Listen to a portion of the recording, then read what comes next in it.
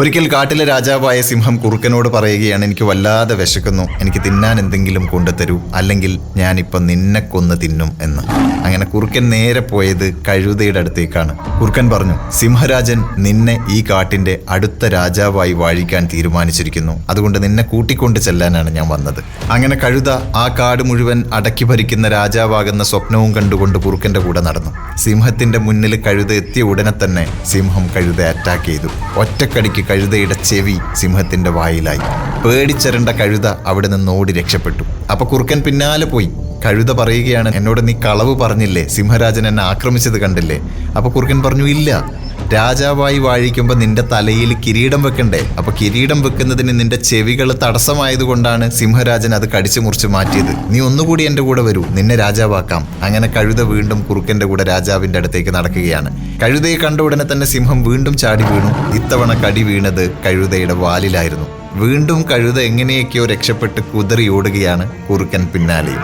അടുത്തെത്തിയപ്പോൾ കഴുത പറഞ്ഞു, നീ വീണ്ടും എന്നോട് കളവ് പറഞ്ഞു. അപ്പൊ കുറുക്കൻ പറഞ്ഞു, രാജാവായി സിംഹാസനത്തിൽ ഇരിക്കുന്നതിന് നിന്റെ വാല് നിനക്കൊരു തടസ്സമാണ് എന്നുള്ളത് കൊണ്ടാണ് ആ വാല് കട്ട് ചെയ്ത് നിന്നെ സഹായിക്കാൻ സിംഹരാജൻ ശ്രമിച്ചത്.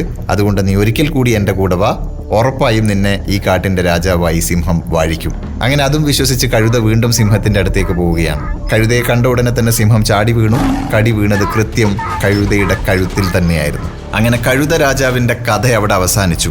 ശേഷം സിംഹം കുറുക്കനോട് പറയുകയാണ്, വെൽ ഡൺ, നീ നല്ല ജോലിയാണ് ചെയ്തത്. ഇനി ഈ ഇരയുടെ തോലുരിച്ച് ഇതിന്റെ ബ്രെയിനും ഹാർട്ടും ലിവറും ലങ്സും എനിക്ക് കൊണ്ടുതരണം. അങ്ങനെ കുറുക്കൻ കഴുതയുടെ തോല് പൊളിച്ചു. ആദ്യം തന്നെ ബ്രെയിൻ എടുത്ത് കഴിച്ചു. ശേഷം ബാക്കി വന്ന ലിവറും ഹാർട്ടും ലങ്സും ഒക്കെ സിംഹരാജാവിന് കൊണ്ടുകൊടുത്തു. സിംഹം ചോദിച്ചു, എവിടെ ഇതിന്റെ ബ്രെയിൻ? എനിക്ക് നീ ബ്രെയിൻ തന്നില്ലല്ലോ. അപ്പൊ കുറുക്കൻ പറയുകയാണ്, ഈ കഴുതയ്ക്ക് ബ്രെയിൻ ഇല്ലായിരുന്നു രാജാവേ. ഉണ്ടായിരുന്നെങ്കിൽ ആദ്യത്തെ തവണ അങ്ങ് ഇതിന്റെ ചെവി കടിച്ചു മുറിച്ചിട്ടും, രണ്ടാമത്തെ തവണ വാല് കടിച്ചു മുറിച്ചിട്ടും, മൂന്നാമത്തെ തവണയും രാജാവാകുന്നതും സ്വപ്നം കണ്ട് ഇങ്ങോട്ട് വരില്ലല്ലോ. സിംഹം പറഞ്ഞു, അത് ശരിയാണല്ലോ. അങ്ങനെ കഴുതയെപ്പോലെ സിംഹവും കുറുക്കൻ പറഞ്ഞത് വിശ്വസിച്ചു. മോറൽ: ചുറ്റും ഒരുപാട് കുറുക്കന്മാരും സിംഹങ്ങളും കഴുതകളുള്ള ഈ ലോകത്ത് ചതിക്കപ്പെടാതിരിക്കാൻ പാകത്തിൽ ജ്ഞാനിയായിരിക്കുക, യൂസ് ചെയ്യപ്പെടാതിരിക്കാൻ പാകത്തിൽ ശക്തനായിരിക്കുക, കബളിപ്പിക്കപ്പെടാതിരിക്കാൻ പാകത്തിൽ സമർത്ഥനായിരിക്കുക.